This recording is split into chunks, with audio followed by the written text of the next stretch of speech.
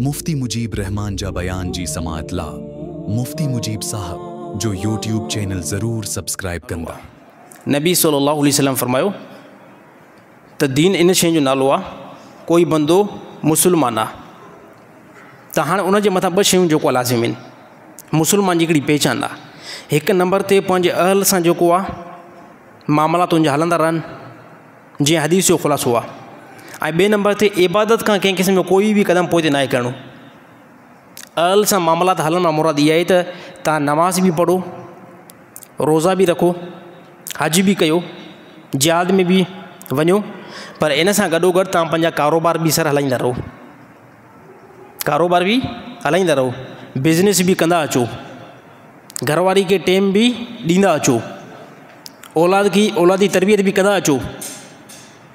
हे चाहे हे इहा पहचान हिकु मुसलमान जी आहे। इहा पहचान हिकु मुसलमान जी आहे। हाणे हिन मुसलमान खे कयूं था साइड ते। मुसलमान जी पहचान त पंहिंजे मुआशरे सां बि बहितर हलंदो, मुसलमान मुआशरे सां बि बहितर हलंदो। मुआशरे में सभु शयूं अची वियूं, घरवारी अची वई, औलाद अची वई, पीउ माउ अची वियो, दुकानु अची वियो, मुंहिंजो कारोबार अची वियो। हे सभु शयूं हिन मुआशरे में अची वियूं, टोटली अची वियूं। वरी ॿिए नंबर ते हिकु त इहा निशानी हूंदी आहे त उहो मुआशरे सां मुसलमान हलंदो। ॿिए नंबर ते इहो बि उनजी निशानी आहे त दीन खे कंहिं बि एतबार सां न छॾींदो, जंहिंमें नमाज़, क़ुरान, हदीस इन सभिनी शयुनि खे खणी करे हलंदो। हे मुसलमान जी पहचान। मुसलमान खां अलावा गैर मुस्लिम जी पहचान, गैर मुस्लिम जी पहचान दीन खे कंहिं क़िस्म जो कोई बि फोकस न कंदो, कंहिं क़िस्म जो कोई बि फोकस न कंदो। ॾींहुं राति इन जिदोजहद में आहे त बिल्डिंग तामीरात करणी आहे, पैसो डबल आहे त इनखे अञा ट्रिपल करिणो आहे। छाजे करे त उनखे आख़िरत नज़र बिल्कुलु बि न ईंदी। उहो चवंदो आख़िरत हुजे त मां उनजे लाइ महिनत कयां न। गैर मुस्लिम यकीन, आख़िरत हुजे। हिकिड़े बंदे जो ॾिसो यकीन हूंदो आहे, यकीन ते दुनिया ॿधल आहे। सुभाणे साईं मां तोखे 10 लख रुपया ॾींदुमि, सुभाणे मां तोखे 10 लख रुपया ॾींदुमि, त मां उनखे चवां त जेकॾहिं सुभाणे तूं मरी वञे त पोइ 10 लख केरु ॾींदो? सुभाणे अॻिले बंदे खे चवां तूं जो मरी वञे 10 लख केरु ॾींदो? मूंखे चए साईं तूं जो मरी वञे त पोइ केरु मूंखे 10 लख वठंदो? त दुनिया इरादनि ते मौक़ूफ़ आहे। इरादो आहे इंशाअल्लाह सुभाणे तव्हां बि ज़िंदा हूंदो ऐं सुभाणे मां बि ज़िंदा हूंदुमि, त जॾहिं तव्हां बि ज़िंदा हूंदो मां बि, त पोइ मां बि तव्हांखे पैसा ॾेई छॾींदुमि। त दुनिया इन इरादनि ते हलंदी आहे। हिकिड़े बंदे जो ज़हन आहे त क़यामत खां बाद में जन्नत ऐं जनम आहे, त उहो दुनिया में नेक अमल कंदो।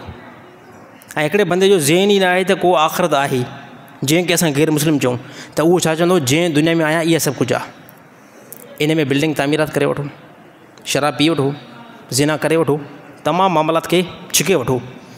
इहो हिकु गैर मुस्लिम जो ज़हन आहे।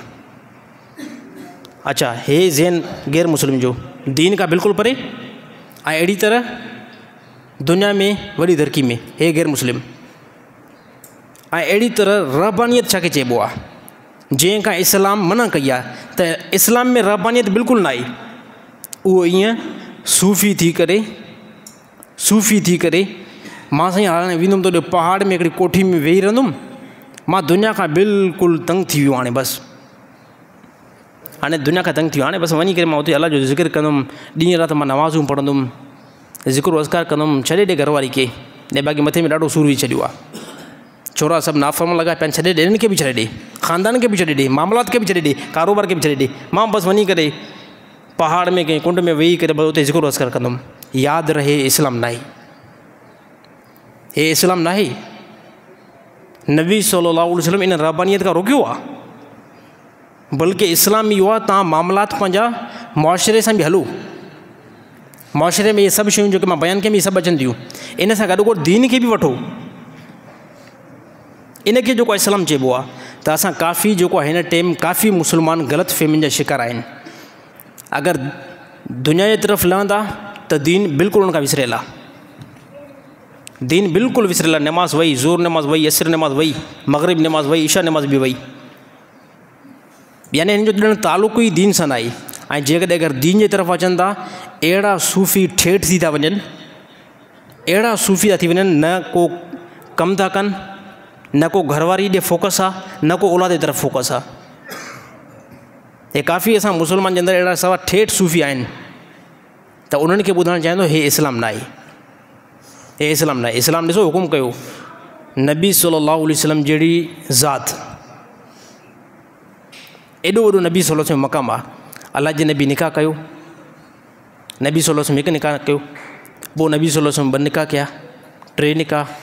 ऐं रिवायतुनि जे अंदरि अचे थो नबी सल्लल्लाहु अलैहि वसल्लम 11 निकाह अथव, 11 निकाह।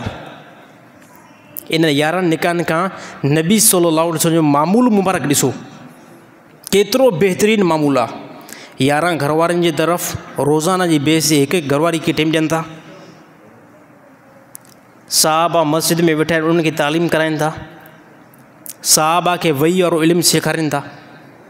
इन सां गॾोगॾु गैर मुस्लिम जेके अचनि था इस्लाम जे बारे में मालूमात वठण जे लाइ उनखे मालूमात ॾियनि था गैर मुस्लिमनि खे। गैर मुस्लिम इश्काल था खणी अचनि त हे एतिराज़ आहे तव्हांजे मज़हब जे मथां, इन जो असांखे को हल ॿुधायो। त नबी सल्लल्लाहु अलैहि वसल्लम वही जे ज़रिए सां उनजो हल बि ॿुधाइनि था, उनजो हल बि ॿुधाइनि था। आख़िरी में रसूलुल्लाह सल्लल्लाहु अलैहि वसल्लम तिजारत बि कनि था। छा था कनि? तिजारत बि कनि था। इन मां छा थो मालूम थिए? नबी सल्लल्लाहु अलैहि वसल्लम जी इब्तिदा जेकी ज़िंदगी जंहिंमें वही जो नुज़ुल न थियो आहे पर नबी आहे, नबी जो पोइ बि मक़ाम नबी वारो ई आहे, फ़ौक़ियत नबी वारी आहे। इब्तिदा में वही न आई आहे, अल्लाह जे नबी ॿाहिरि मुल्क जी तरफ़ तिजारत लाइ निकिरी विया आहिनि। इन खां बाद में जॾहिं वही आई आहे पोइ बि बाज़ औक़ात काफ़ी जॻहियुनि ते नबी सल्लल्लाहु अलैहि वसल्लम तिजारत कई आहे।